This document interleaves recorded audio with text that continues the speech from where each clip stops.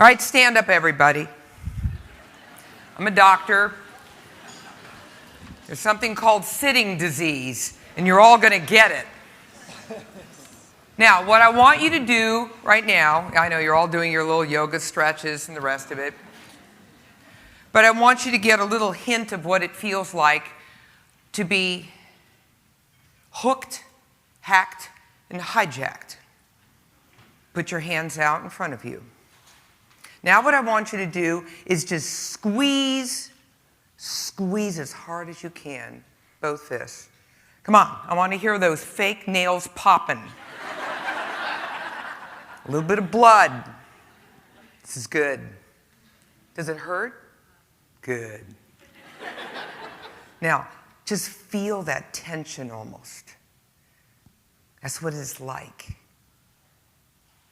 Hooked, hacked, and hijacked. Now what I would like you to do is let open. Open up your hands. Just let them move a little bit. That's release. That's what it feels like to find that solution.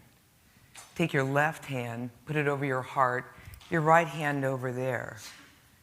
That's self-compassion. And that's what's going to make it sustainable. Feel good? One big stretch. Now sit down. We have absolutely no science to tell us how long you actually have to stand up and move around, so I just make it up as I go along. By doing so, I provoke science, because I provoke people. 10 minutes out of every hour, just get up and assume the vertical whenever you can and play. It's my little rule. What I'd like to do today is I want to take you on a journey. You're saying to yourself, addiction? Oh, that has nothing to do with me. That's just some medical condition, a disease entity. Au contraire. I'm going to be explaining why it has everything to do with you, because it's not what you really think it is. We have new science that involves not just addiction per se, but also epigenetics, which I'm also going to teach you about. How many of you know epigenetics, understand it? Start Googling it today. You know those little Google alerts? Epigenetics and psychology. It's extraordinary science, and you'll understand why it has everything to do with what you do. So, what am I going to be doing? The first thing I'm going to be doing is silencing that cell phone that just went off.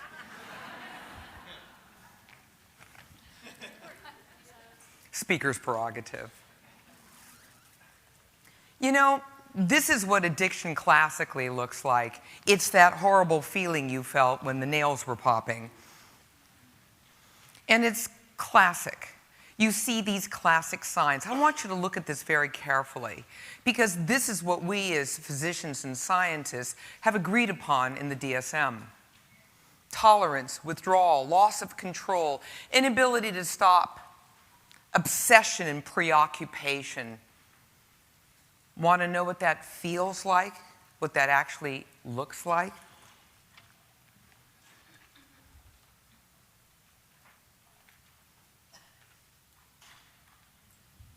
I'm negative, I'm dark, and I want to do bad stuff. I want to hang out in this neighborhood alone. That's dangerous to hang out in this neighborhood alone up here, right? He wants to kill everything. He wants to kill me too. But I want to live my sober life. I don't want to die. I'm on the verge of dying because I'm a vicious alcoholic. And this is some interesting stuff, but I haven't drank 2 drugs in 6 days. And for me, that's a miracle. I've been lying to everybody else to think I'm sober. I'm not. This is my 6th day. I'm never going to use again.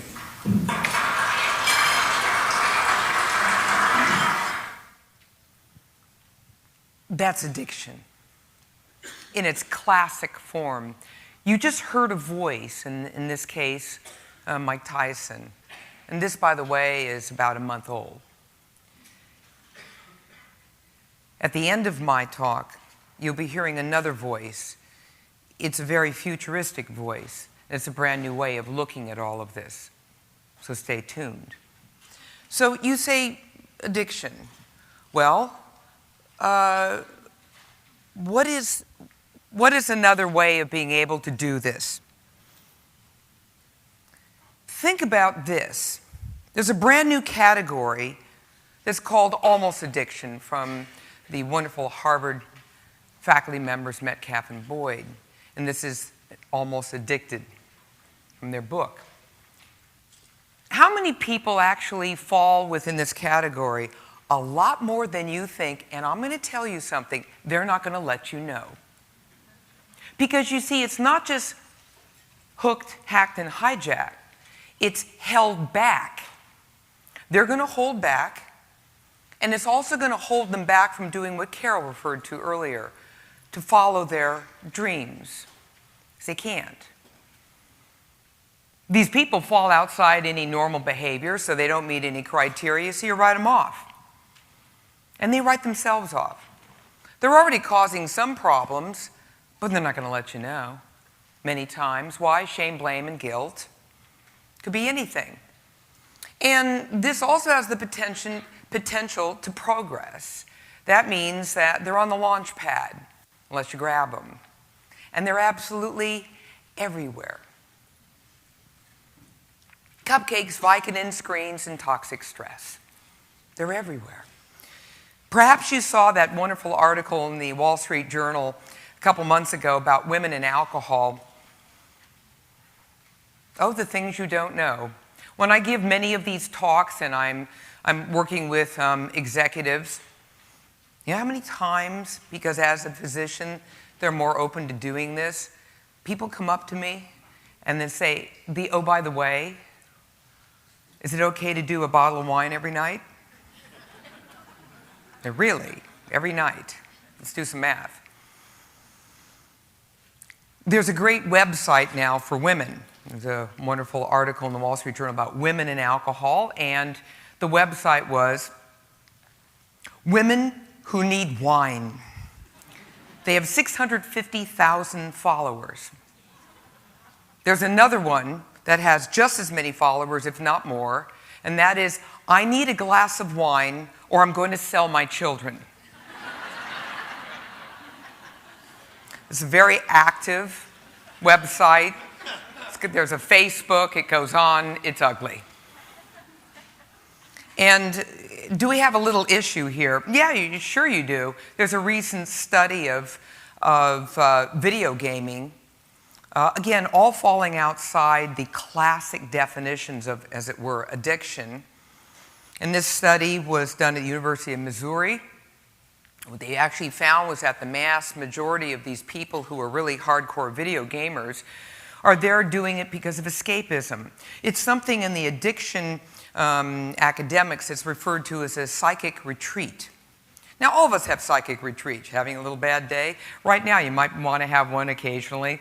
Like, oh boy, and then off you go to, fantasy land. Now, psychic retreats are a great place to go visit every now and then.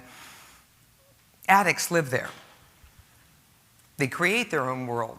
And you remember the criteria I just showed you. Those criteria apply to them. And it's really very interesting. Many of them will give up personal responsibilities, not show up to work, to do these things that they do, like video gaming, for instance. It doesn't fit the classic. And this is my argument, and this is my conjecture, my hypothesis. There's a very wide spectrum of addictive, hooked, hacked, and hijacked behaviors. Some fit the classic algorithms, but most don't. And they affect every single person you talk to, that you interact with. Every single person. So you have to deep dive a little bit. There's a reason why there's a hang-up here. Toxic stress from work. Why did you show up at work at 6 in the morning every day? What's up with that? No personal life? What happened to you? And just go a little bit deeper. What's going on? I have to be here. Why? And then go right down those criteria. And ask yourself, how dysfunctional is this person becoming because of this specifically? And then there's very strange behaviors. I have my iPhone here with the new iOS 7, which I'm still learning how to do. A study by Stanford researchers basically noted that many of their very elite undergraduates and graduates not only were very closely bonded with this technology, they actually patted it like a pet. And they were upset when they felt that the iPhone was being trumped by the iPad. They almost talked to them. It's like, it's okay, I just have to use the iPad for a moment. I know. Support groups are forming all across this country. We laugh, but there's something to this. When I show you the science, and my job today is not to teach you to become a neuroscientist. Instead, I'm going to give you visuals that I hope you never forget. And when you leave here, you'll say, OMG, I need a glass of wine.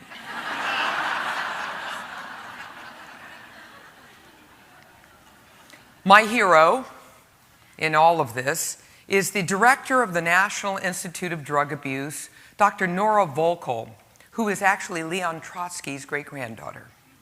What you're going to hear is a Russian accent with Spanish overtones, because she was born and raised in the home in Mexico where he was assassinated. An incredible family. She's a psychiatrist. She is a chocoholic. She's reed thin and has always been fascinated with the fact that chocolate called to her. Now that's interesting. And began her pursuit of understanding what this was all about back in 2000 at the Brookhaven Laboratory, about 8 years before she was named director of the National Institute of Drug Abuse. There are 17 institutes, 2 are headed by women. She's one of the most powerful scientists in the world. And lo and behold, with brand new technology, and that means PET scanning, positron emission tomography, as well as functional MRI, she laid the golden egg. She began to build the case for this, and this finally became popularized in this wonderful piece in 60 minutes. If you can't stop eating, are you an addict? Just like someone hooked on heroin or cocaine? State or free. Dr. Nora Volkow, head of the National Institute on Drug Abuse, says you probably are. There may be a common element in the loss of control that occurs with drug addiction and in the loss of control that occurs with compulsive overeaters, which in a way is not surprising because our brain did not develop all of these circuits for us to take drugs. It developed them to ensure that we did behaviors important for survival, like eating. Excellent. Ladies and gentlemen, there are only 2 reasons why you're here today. And they both revolve around the issue of reward. It's rewarding to be able to do well at work and all the rest of that, but please, I'm talking about 2 primal needs that revolve around reward, without which we would not have this nice conversation today. One is sex, one is food. Now, 50 Shades of Grey aside, sex is pretty much the same thing. You know, are we done yet? Food, not so much. So what ended up happening was, and as Dr. Volkow said so brilliantly, we started with 2 very primal reward needs, and things got a little gamished. Now, here's the way it works. The reward center in the brain responds quite nicely to pleasurable stimuli. An apple is wonderful, wouldn't you agree? A certain amount of dopamine, the brain neurotransmitter secreted by the reward center, is secreted. And you feel good. It links with its receptor and and you have that wonderful feeling. Then there's a Twinkie. Now, Twinkies are not food. They are science fair projects. There are 3 different kinds of petroleum and rock in those. Read the side label. If it looks like jet fuel, it is. These were specifically formulated to be able to hijack, as it were, the reward center, to give it uber reward, and to make an apple pale in comparison. An invulnerable individual, certainly not everyone, you cave to the crave. So we look at so many things that give us reward, and we've gotten confused, haven't we? It's so rewarding to get up and to be at work by 5:30 in the morning. When did that get rewarding? Because someone dangled a carrot, and they said, do that, and the boss will love you. You'll do so well. Follow the reward. Listen to people. Who are they being mentored by in this whole reward search? This lays down the path for their behaviors. I'm the chief lifestyle expert for WebMD's 90 million members. I coach a lot of folk. And you'd be amazed at the definitions of reward. Of course I'd get up and be at work by 5:30 for the following reasons, all of which are illogical. And this is why I can't seem to be able to find any time to meditate, to take care of myself, and whatever. But I have a great job. Where did that come from? It came from the laying down of pathways for different reward. The cupcake has become my symbol. It's been robbed. I've been flattered by people taking off with this. The National Geographic has a current issue with a cupcake on the cover, all about sugar. I think the cupcake pretty much says it. Cupcake is not a cake. It's just basically a purveyor of a bunch of frosting. I discovered this when I was a child. But one of the things we found looking at this, and again, I want you to just, I'm only using food as a metaphor here. We just happen to have had an investigator, Dr. Volkow, who decided to utilize food as the next step to understanding what all addictive processes look like. Because when she laid the golden egg, what she found was that whatever she found for food was true for drugs. What she found for drugs was true for food. And if we actually expand that, it'll be true to some degree or the other for most activities and substances and things, people, places, and things that we find that we're hooked, hacked, and hijacked over. Serge Ahmed, in a fabulous textbook, which was published blessedly a month before my consumer book, noted in his laboratory that there was no question that refined sugar was more addictive than cocaine or heroin. When this news leaked out finally into the consumer literature, of course the food industry was all over this, as well as the beverage industry, saying indeed this couldn't be true, but sorry, it was peer-reviewed research. And we've only affirmed this since that period of time. It's interesting when you look at this. Well, this has been followed now by a tsunami of now excellent and interesting references in this. The Food and Addiction textbook is for professionals primarily. and it has 66 chapters on everything from public policy to clinical and basic science, as well as psychology, genetics, and epigenetics. Michael Moss, you might have seen, is the Pulitzer Prize-winning author from the New York Times who busted open the entire meat industry, decided to take on salt, sugar, and fat. And he was the one, if I culled it all down to one thing, who basically said, look, there's been a lot of thought that goes into this. When you grab some of those special treats out there, little science fair project, chip things, and all the rest of it, or as Michael Pollan would say, food-like products. Millions of dollars have gone into researching how to be able to achieve something called the bliss point.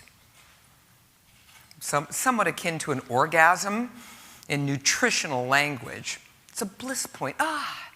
And what happens is, how fast can you achieve that bliss point?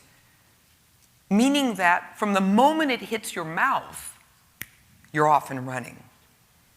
And you feel that, aha, and there's a tsunami of dopamine being secreted by your reward center. And your executive function, all but shut off. Which is why you can't have just one. It's an excellent read if you want to understand some of the background. Fat Chance, obviously, by my wonderful colleague, Lustig. Even Mika Brzezinski from MSNBC decided to come out. And it's very important that you understand, look at her. People who have these issues are every single size. They just keep their torture to themselves. And, of course, I wrote the first consumer book. And it was very interesting. I was wondering whether or not I'd hit a chord out there when I launched it. And in 5 days, it became a New York Times bestseller. And this was the one common, because I collected this with my team, the one common comment. And that was, my God, I thought I was going out of my mind. Now we have the science. Thanks. Gives them a feeling of hope, which is a great gift on the overall. So then this was followed by a way to be able to credential food and addiction. And of course, you could put anything you want up there. It could be anything from, for instance, a video gaming addiction scale or all the rest of it. Again, it's all, I think, on a long, long spectrum, and what you'll see in the following years, most probably, is the ability to take new science as it's applied to the brain, and all of these particular activities, including gaming and looking at screens. And if you actually look at the Yale Food Scale, and if you actually just Google it, you can download the entire PDF, and that is all based upon DSM questions. You could have just filled in the blank for anything else. Could have been alcohol, drugs, gambling, sex. Now, here's where the fun started, and this is where Dr. Volkow really went to town. And what she found, for all intent and purposes, is that everything she did, when she studied food, suddenly rang very clearly with drugs. She was finding the same parallel paths. And this was very, very exciting because there were two parts of the brain she was most interested in. And these are the two parts that you must be interested in. One is the reward center. Clearly, you want to be able to change behavior by offering appropriate, productive, healthy, well-being rewards. And at the same time, you want to be able to be armed and dangerous, locked and loaded. To be able to execute this, and that is where the prefrontal cortex comes in. So if you actually look at the diagram of how she had finally combined all of this in a manuscript that she had published in Biological Psychiatry, January of this year, what she was able to do was show that they follow the same path, drugs or any other substrate in food. Well, duh, Obviously, they both ignite the reward center. They ignite the reward center. But food is far more interesting. Drugs take a direct path to the reward center. Food, however, is queued up at multiple levels, from hormonal to, for instance, ghrelin and leptin. If you want to guarantee yourself problems, don't sleep well. Sleep deprivation, by definition, is highly correlated with girth. Leptin is a hormone that hangs out around your fat cells. Its major job in life is to be able to monitor fat fuel. Oh, she's a little low. Then it cues the brain, as you can see. And it cues the brain and the hypothalamus, which is command central. And it says, turn on ghrelin. Ghrelin is a hormone that exists in the fundus or the curvature of the stomach. And this will turn on an appetite from hell. Nothing will stop it. Not even an act of Congress, certainly not our current one.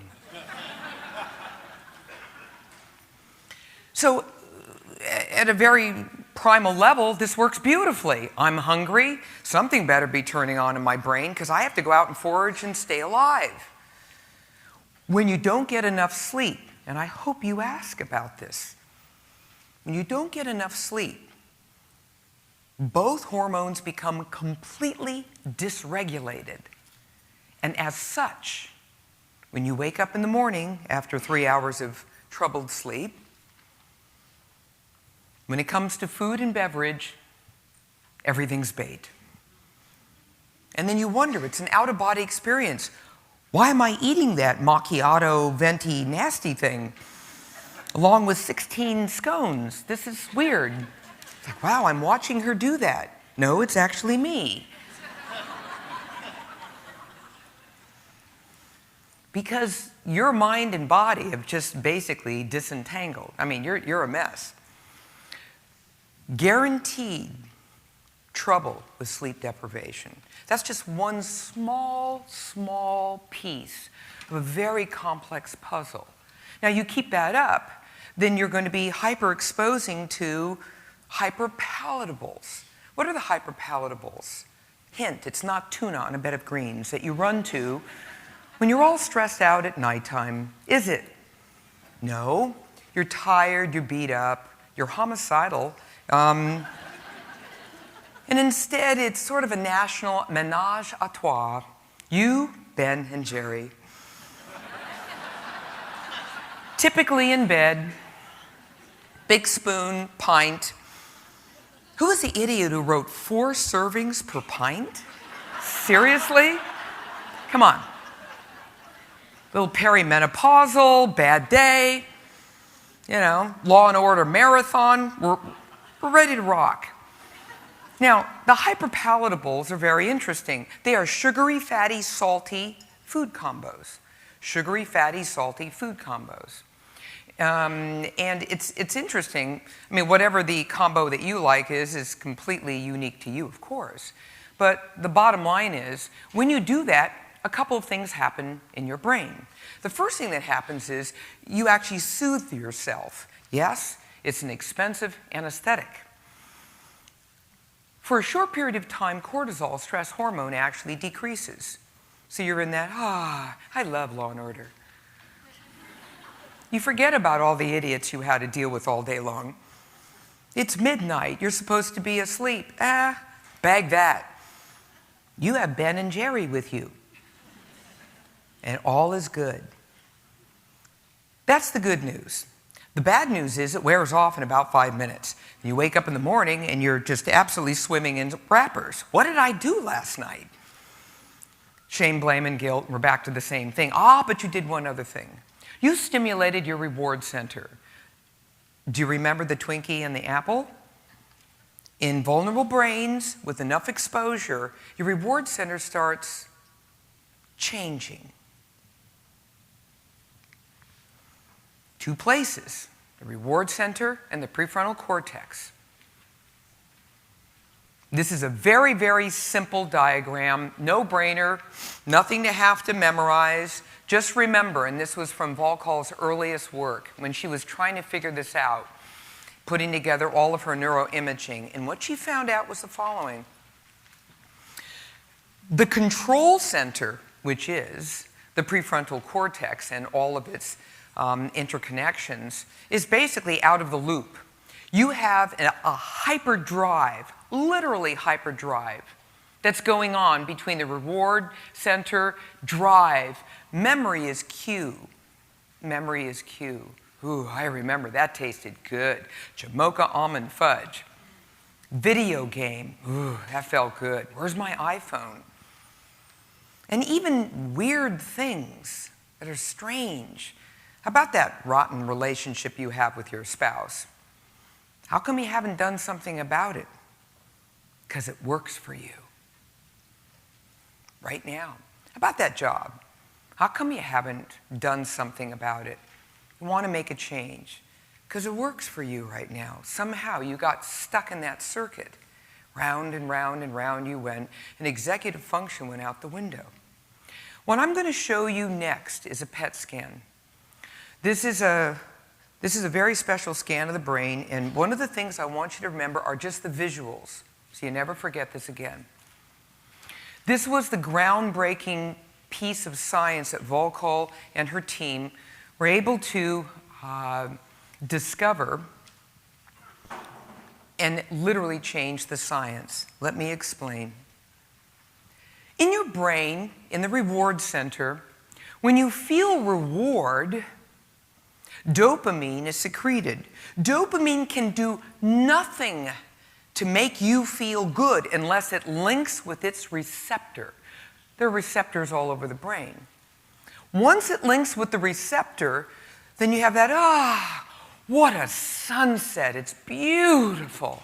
Feels so good. Whoa, Jimmy Choo shoes, 70% off. You didn't go for the sunset, so I had to do the Jimmy Choo thing. And it's all good. Now, what happens in a hijacked, hooked, and hacked brain? When you've had exposure to either very toxic substances at high levels, alcohol, drugs, or the hyperpalatables. What happens in that brain? Over time, what ends up happening is a very primal instinct on the part of the brain. It says, whoa, we're getting uber reward, way above what someone who would normally experience pleasure have. It's not the Apple level, it's the Twinkie level. And the brain just keeps churning out more and more dopamine to try to keep up with this high level of sugary, fatty, salty stuff. Or it could be anything. The video game, I go back to any of this. It's a metaphor. And after a while, the brain says, whoa, overstimulation.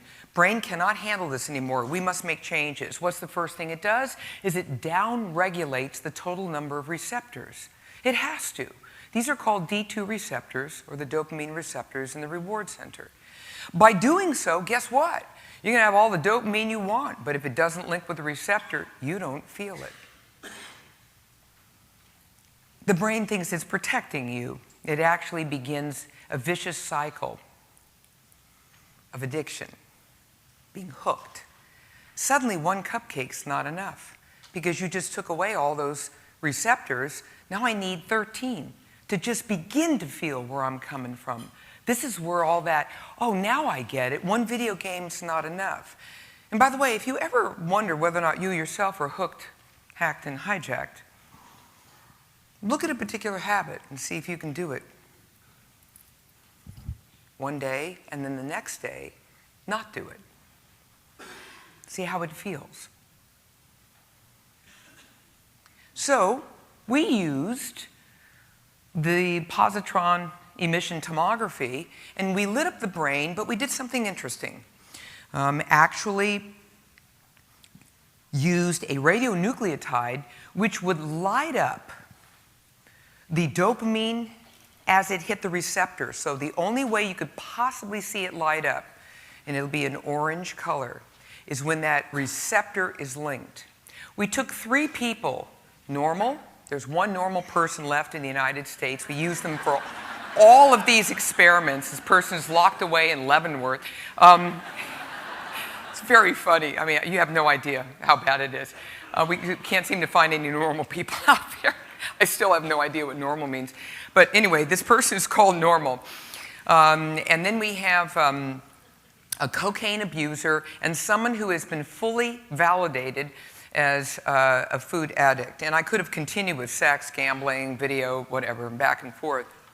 And lo and behold, this is what we found. In the normal person, you see it all lit up with the orange.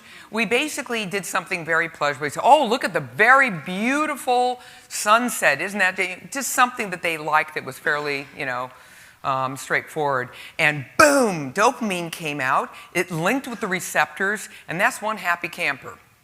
Look at the cocaine and the person who is food addicted. Look in their reward center. There's not a whole lot going on, is there? Very, very, very little orange, which means that there were very, very few dopamine receptors. There's some in there, but not much. They've been downregulated. They have been downregulated. My hypothesis is that in the extreme forms, as you see in drug addiction as well as in food addiction, fine, we see this. I'll put money on it that when we really start deep diving into a whole lot of other habits, we'll see some variation on the theme now that we can actually measure this. This basically was groundbreaking. Seeing those 2 PET scans with the cocaine abuser as well as the food addict as indistinguishable basically convinced Volkow that there was no question that we're talking about a common circuit here, not different entities, but a common circuit, parallel pathways into the reward center. Don't let me forget to tell you now, then, about the prefrontal cortex. We kept saying, well, gosh, if this is going on the reward center, clearly I'm simplifying this big time.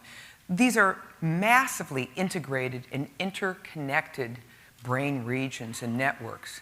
However, what we did find across the board, and we found this with food addiction, we found this with all kinds of substrate addiction, and that is that there is actual damage, organic damage and impairment to the prefrontal cortex, as you can see by the decreased amount of glucose metabolism seen in the orbital frontal cortex of the abuser,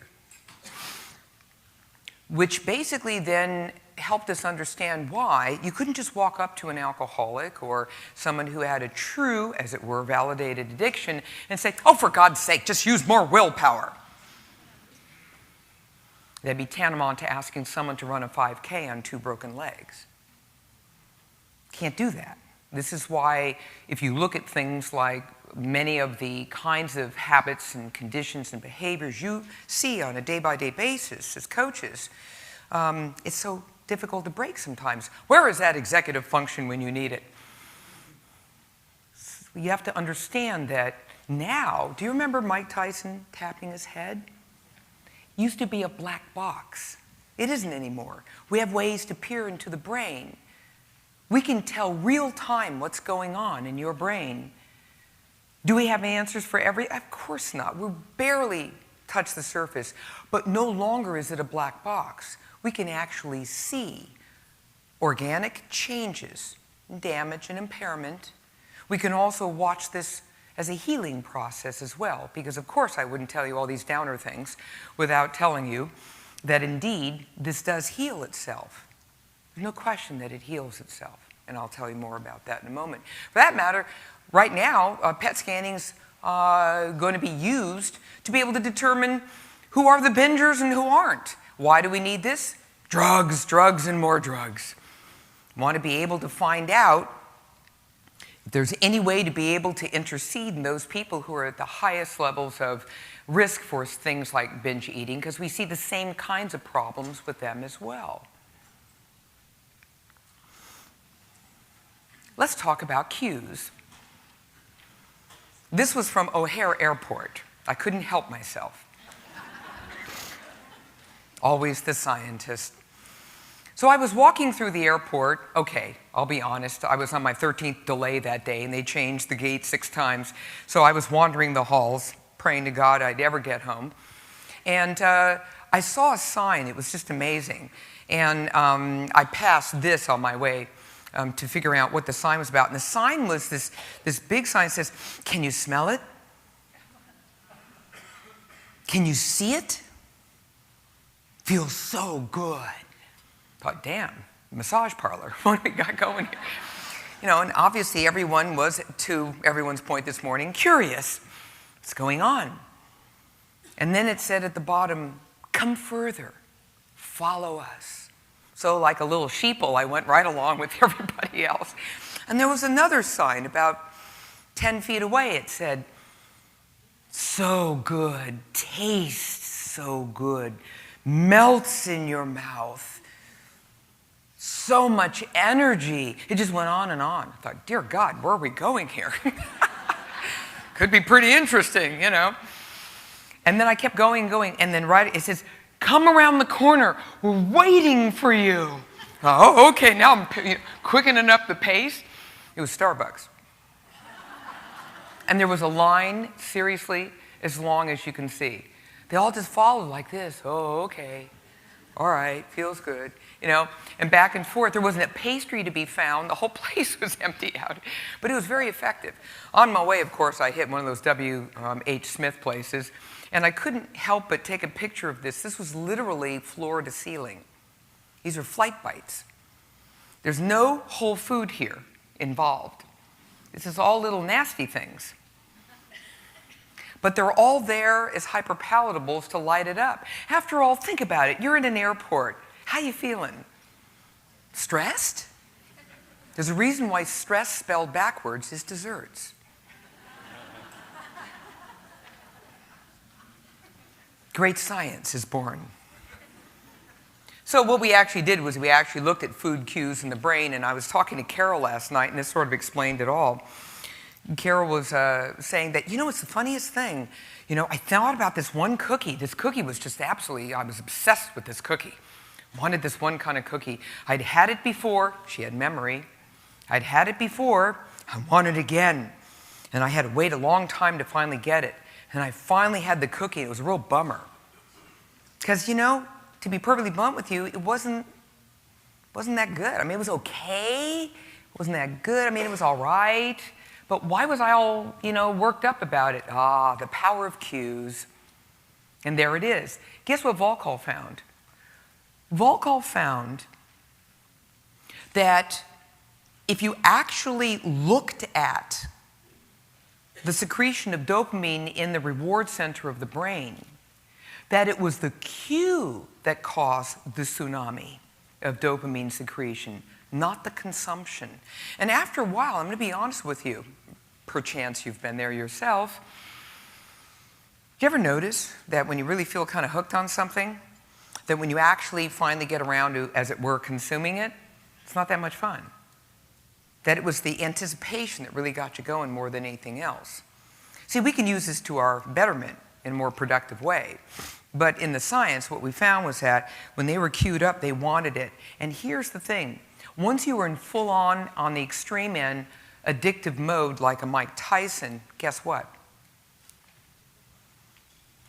The only reason why he ever consumed any of that was not for pleasure, but it was to relieve the pain of not having it. And so you see, there's another piece of this whole metaphor. All right, so what do we do with all of this stuff? What we want is we want a multi-prong approach. And aren't these all the things you do all day long anyway?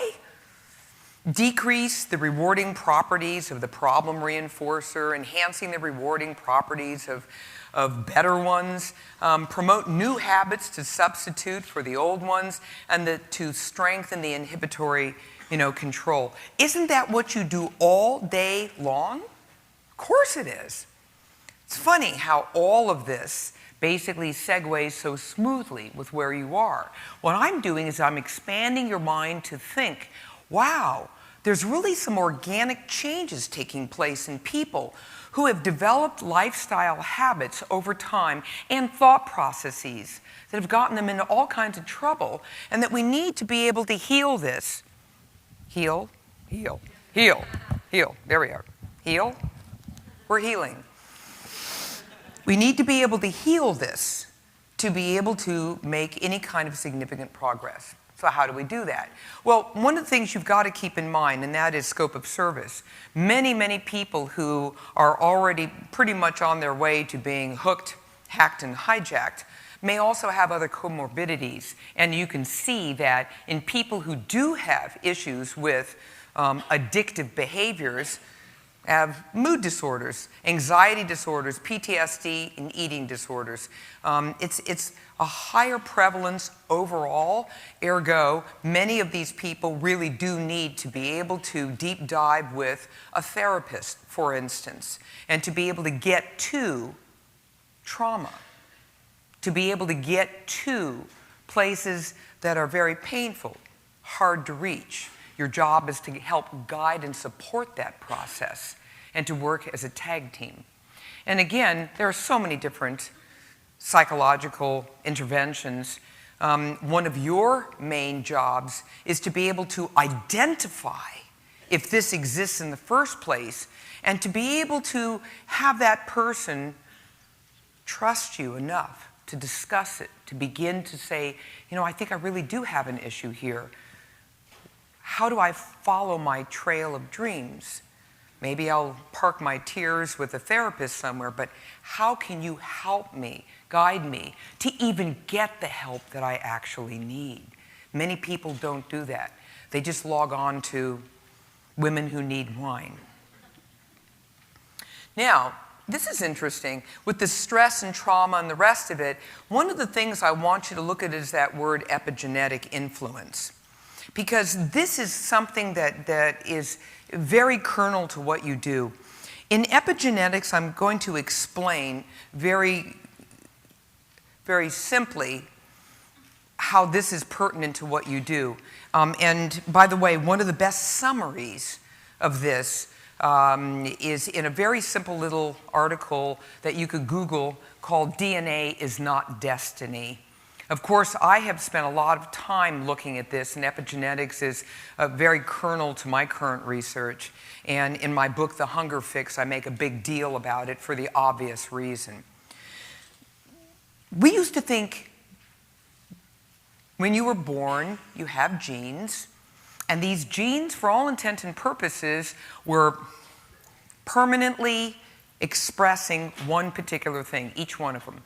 So if you had a vulnerability toward heart disease, oh well, there you go. And hopefully you'll be able to dampen that somewhat with your lifestyle. But we had no idea if we could really make significant alterations here. It was that black box thing again. So this is what we found. We found that all you had to do, and this is a brilliant, brilliant science that was just emerged in 2007 with Randy Girdle at Duke University.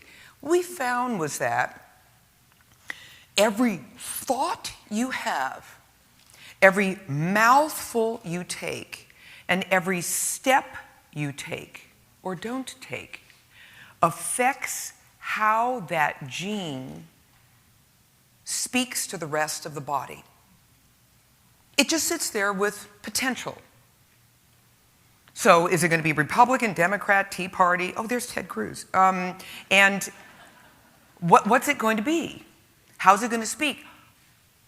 And then we have these wonderful proteins called histones, and they just hang around outside the gene, and they basically monitor everything you do. She's reaching for an apple. That is absolutely fantastic. The histones are the speechwriters, and they will communicate with that gene and say, oh, it's an apple moment. We're going to augment the immune system. We're going to float through beautiful phytonutrients and micronutrients to be able to help augment health and well-being in that particular person. Oh no, she's reaching for a ho-ho. This is bad. All right? The histones are in ho-ho mode now. It's like, ingested science fair project. Destroy, erode immune system. float through allergens so the whole body can light up and get inflamed. Like, what is that coming through us? Your choice. Do you see how empowering that is? So we decided to play with that a little bit. And what you'll see then is when we're actually working with something like coaching the brain through healthy lifestyle habits, which include everything from meditation to eating leafy greens and fruits and vegetables, to doing more physical activity. I notice I never say the E word. I said physical activity, assuming the vertical, right? That, guess what you do? You change gene expression. If you have the most lethal gene on the planet for obesity, called the FTO gene, if you did nothing more than walk every day for half an hour to 45 minutes, I didn't say Olympic race walking, I said walking, at a moderate pace, and you did this for 6 months, you would dampen the gene, something we call methylation, you would dampen the gene by 40%. You are no longer condemned to being 100, 150 pounds over average weight. Now, can you imagine what would happen if I threw in just a little meditation, a little eating of the leafy greens? Then I'm well over 50%. We've already established this. Now, when we come to the leafy greens, when people are saying, well, I want to be a leader, I want to be coached well, I want to take care of my, why are you talking to me about stupid things like leafy greens? Well, here's the way it goes, okay? The way it goes is, you don't call them leafy greens anymore, so last year. So what we do now is we call them methyl donors. So you go to Whole Foods, you go, oh my God, look at these gorgeous methyl donors. I'll have that and that and that and that. Actually, it's all the fruits and vegetables, but I use the leafy greens because they're so incredibly replete with this. Hint, kale. Kale is one of the richest of all, okay? And what we find when you do that is you methylate the gene. What that means is the gene's sitting there saying, heart disease, diabetes, obesity, bad things. And then in comes that leafy green, methylates, slaps right out on it. And you keep doing that enough times, you're really affecting that, what we call the epigenome. And after a while, you have sustainable change. How cool is that? And all you did was you had a leafy green. Or you took that walk. And then the final piece to it is meditation. Okay? How many of you meditate? Don't lie. Yeah, wrong group to ask this question. Did it with the American College of Surgeons once, and nobody raised their hand. It's okay. They're coming along. It just takes a while. It's gradual change. Patience. No, but seriously, I don't know if you know this, but this is one of the hottest things on the planet. And that is that through meditation, through nutrition, through the physical activity, and all the rest of it, what we have been able to find is that we can now measure, just like your blood pressure, just like any of the blood tests that we do, glucose and all the rest of it, cholesterol, we can actually measure the epigenetic changes taking place. So we find a whole host of genes that we want to look at: inflammation, heart disease, diabetes. We see you, in the beginning of this particular little program that we're going to be doing, and then at some point time later on, we're actually able to measure them all over again. Guess what we find? Methylation. And I also want to let you know, this does not take 9 years. If you meditate, you methylate. Oh my God, that rhymes. Meg, let me remember that one. That was a good one. When you meditate, you methylate. And we can actually see it within minutes. That's how powerful that is. That's why this is so terribly important. So if you have an addictive urge, if you have an addictive vulnerability, if you're hooked, hacked, and hijacked, guess what? One of the most important things of all is for you to be able to utilize your own genes to do this well. Your own genes. And that's one of the major solutions. All right. So we're bringing this through. I've always used a 3-prong approach. It's mind, mouth, and muscle. I use alliteration because as I get older, I can then remember it. Mind, mouth, and muscle. It's very straightforward. I want you to always remember this beautiful, beautiful quote from George Leonard. If you have not read his book Mastery, please do. It's blessedly small, short, and to the point. And what it really says is the master is anyone who stays on the path, who falls, who fails, who does whatever, time and time and time again, but always picks themselves up and keeps it going. Thus, sustainable recovery for whomever, however, whenever. And that is the mission statement here. By the way, my patients love this, and I know mastery's been mentioned before earlier this morning. I love that word, mastery. Mastery is also a very humble word, too.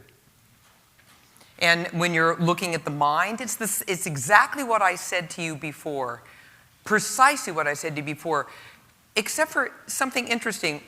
Look, where it says tiger in the cage, drug versus food, you could have filled in anything, not just food. It could have been anything, videotaping, rotten marriage, whatever you're hooked, hacked, and hijacked on. It doesn't matter. It's just an order of magnitude different. But there's one issue that makes this very remarkably unique, and that is when it comes to a drug, right? When it comes to a drug, you don't need it. So you're either on it or you're off it. It's not needed for survival. So methamphetamine, cocaine, all the rest of it, Adderall, Xanax, you don't need it for survival. So you could be easily away from it in no time at all. Goodbye. So you take that tiger, you put him in the cage, you lock that cage, throw away the key. Not so much with all of these other habits.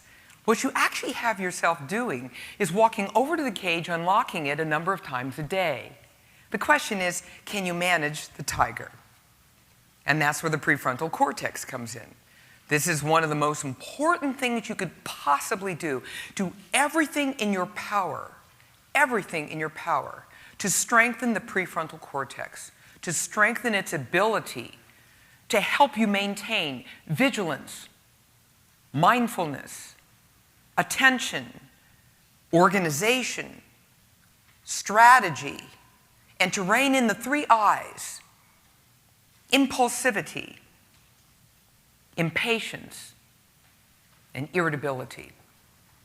So that's what the mind, that's the whole goal of working with the mind. And all the healthy habits help you do this, to dampen down, so that you can follow that trail of dreams. And this is something I love. Remember, I go back to Mike Tyson tapping his head. I loved it, and that's why I actually showed it to you. I do something with many of my patients that's kind of fun.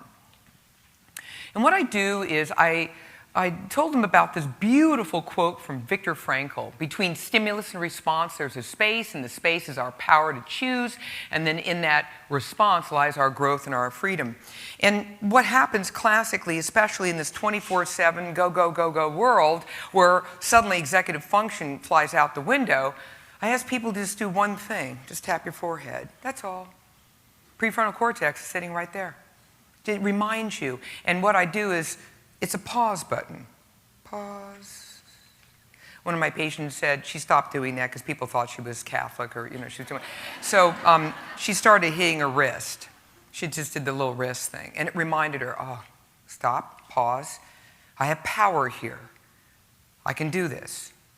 And in that space, here's that space, that pause, I'm going to make a powerful response. I'm going to own this piece. It's very difficult for people to do this who have had any kind of hooked, hacked, and hijacked behavioral template. And then, with the mouth, I'm not going to dwell on this. It's very straightforward. When Meg and I do our track session, we're going to dive into this much deeply. But one of the things, all I can tell you is greens, and kale, methyl donors. And in the muscle, here's something you're going to love. Who wants a bigger brain? Okay, excuse me. Who wants a bigger brain? Thank you. All right. I've gone Madison Avenue with all my books and the rest of it. When you talk about health, it's lethally boring. Seriously, I could kill people with talking like this. So instead, you have to add a little medutainment to it. So when I ask about that, I'm not kidding you around. Did you know that if you want a better prefrontal cortex, that if you actually want to grow more mass, You just do physical activity, because what does it stimulate? Neurogenesis, of course. Neurogenesis has been found to occur in people of all ages. A recent study of 70-year-olds who did nothing more than walk. They measured their hippocampal size, and they increased by 5% over the course of 6 months. And so did their cognitive ability and memory. We like that. Big brain, small waist. That means you're making smarter decisions. It's just a simple, clippy way of doing that. You with me? So you want that neurogenesis. So I'm stimulating my brain cells right and left up here, right? Growing that big brain, and you want that. It also helps heal the prefrontal cortex after all it's been through, and you saw what happened. You want that to heal. And by the way, the dopamine receptors come back. But they'll come back to whatever your normal was, whatever that was. But they do come back. Hint, they don't come back right away. They start coming back, but you've got millions and millions of them to make up for if you've downregulated at all. So you have to be exquisitely patient with this process. None of this, in 4 weeks, she was cured. Don't believe it. In 6 weeks, the 6-week whatever plan, bag it. Let's start talking a year. I mean, it keeps going. But one of the things that's so terribly important is to be building up that prefrontal cortex vigilance and mindfulness immediately to be able to get this healing process on the road. So I promised you a second voice. This is the second voice. She's a 50-year-old Washington lawyer, somewhat redundant.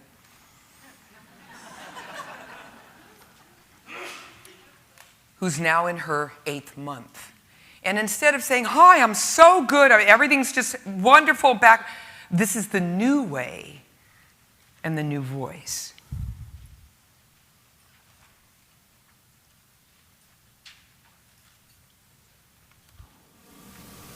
Hi, I'm a food addict. I've detoxed and now I'm in recovery.